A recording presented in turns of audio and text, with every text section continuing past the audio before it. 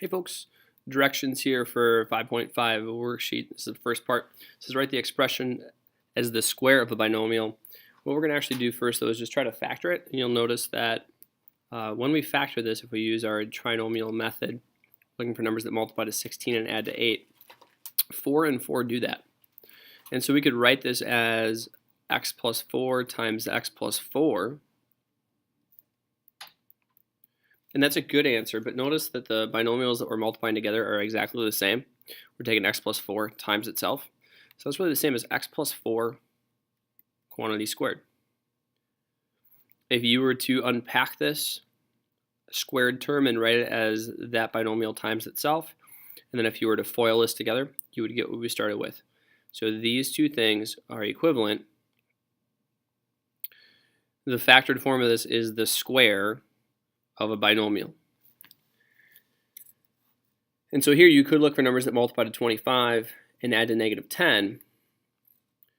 So 5 and 5 multiply to 25 and add to positive 10. So we need a negative 5 and a negative 5. That still multiplies to positive 25 and adds to negative 10. So it's going to be x minus 5, but notice that we'd have x minus 5 times x minus 5. So the best answer is going to be x minus 5 quantity squared. Can you guess what number we would have to put after the x here? So it multiplies to 4 and adds to 4. It'd have to be a 2. 2 and 2. 2 times 2 is 4. 2 plus 2 is also 4. So the best answer here is x plus 2 quantity squared. Now we can actually factor I shouldn't say any. We can factor trinomials doing something called completing the square. Even if it's not actually going to, in the end, be a perfect square factored form. But we can make an adjustment to make it be binomial squared. So find the c-value that makes the expression a perfect squared trinomial. So what we would do is take our b value and divide it by 2 and then square that. So here is our b value. So we would take 20 divided by 2 and then square that. So in my mind I'm thinking 20 divided by 2 is 10, and then I need to square that. So my c value that we'll talk about in a little bit is 100. Here I have negative 8 divided by 2, which is negative 4, and I need to square that, which is 16. So 16 is my c value. And here I have 18 divided by 2 squared, so that's 9 squared. That's 81. All right, let's put that task of finding the c value to practice. So here I'm going to find my c value first. So I'm going to take 6 divided by 2, and then I thought about what the answer was, not what I was doing. So 6 divided by 2 is 3, and then I'll square that.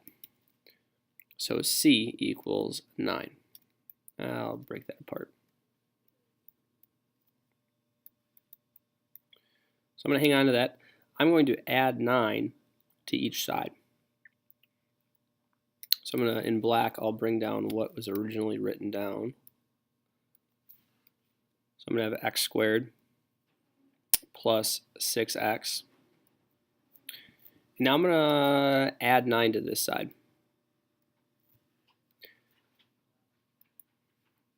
And what I do to one side, I have to do to the other. So I also had a minus 7 on this side, and I also have a 0 on this side.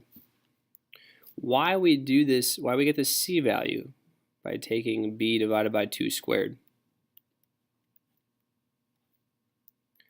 is because now, folks, if I were to factor what I'm about to highlight, we're looking for numbers that multiply to 9 and add to 3. I'm sorry, multiply to 9 and add to 6.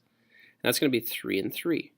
So really, what I've highlighted here could really be x plus 3 times x plus 3, which is x plus 3 quantity squared.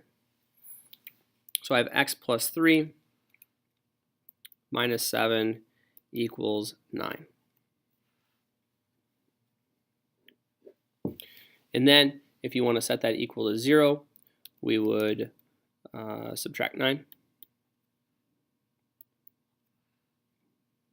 So x plus 3 quantity squared minus 16 equals 0.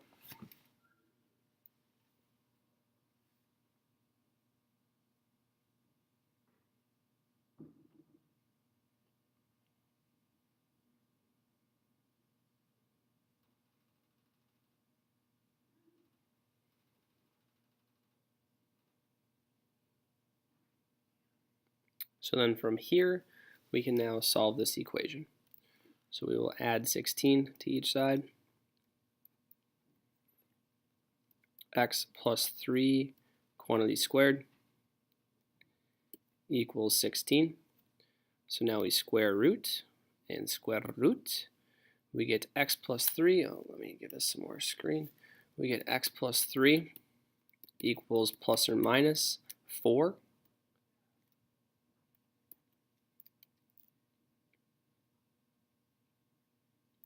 So then from here, we subtract 3 to solve for x. We're trying to solve this equation. So we get negative 3 plus 4 and negative 3 minus 4 because of this plus or minus. So we get 1 and we get negative 7. Boom. Let's try another one.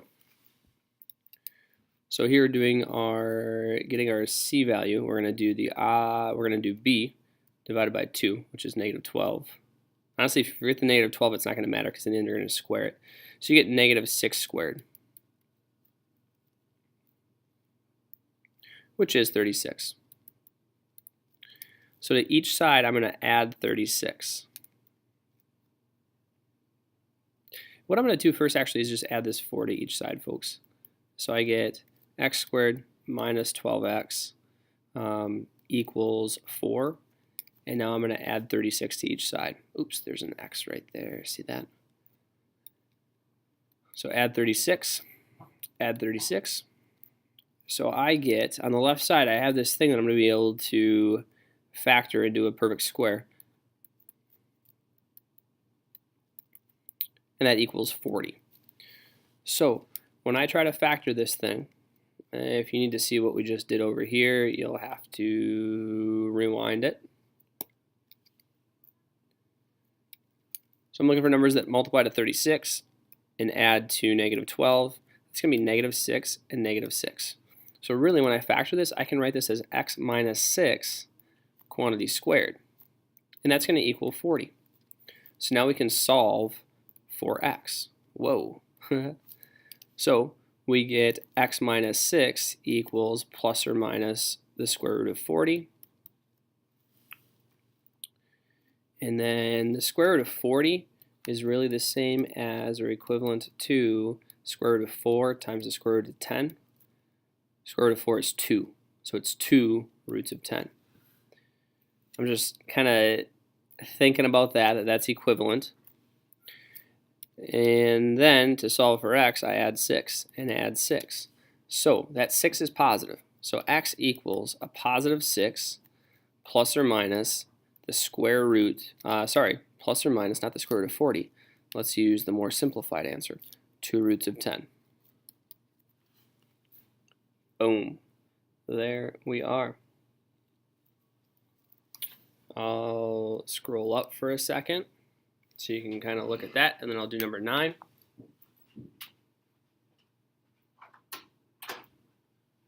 All right, so number 9.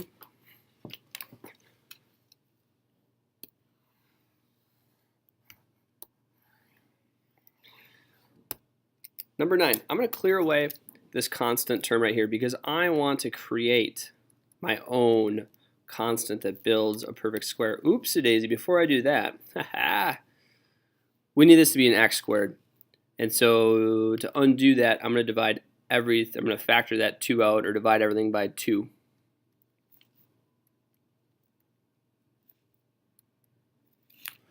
Even the value over there. Essentially, we multiplied everything by 1/2. So we get x squared minus 2x minus 2 equals 0. But now I'm going to create my own c value. So I get x squared minus 2x. So I'm going to take the opposite of b, which is negative 2, divided by 2 and then square it. When I do that, I get 1. So I'm going to add 1 to the left side. I'm going to also have to add 1 to this right side here. So I actually have 3 over there because I added that 2 to the right side as well. And then from there, folks, we are going to proceed by factoring this. So we're looking for numbers that multiply to 1 and add to negative 2. That's going to be negative 1 and negative 1. Think about that, right? Negative 1 times negative 1 is positive 1. And negative 1 plus negative 1 is negative 2. So then, from here, we square root. And we get x minus 1 equals, I don't need the parentheses anymore. X minus 1 equals plus or minus the square root of 3. And then from there, we add 1.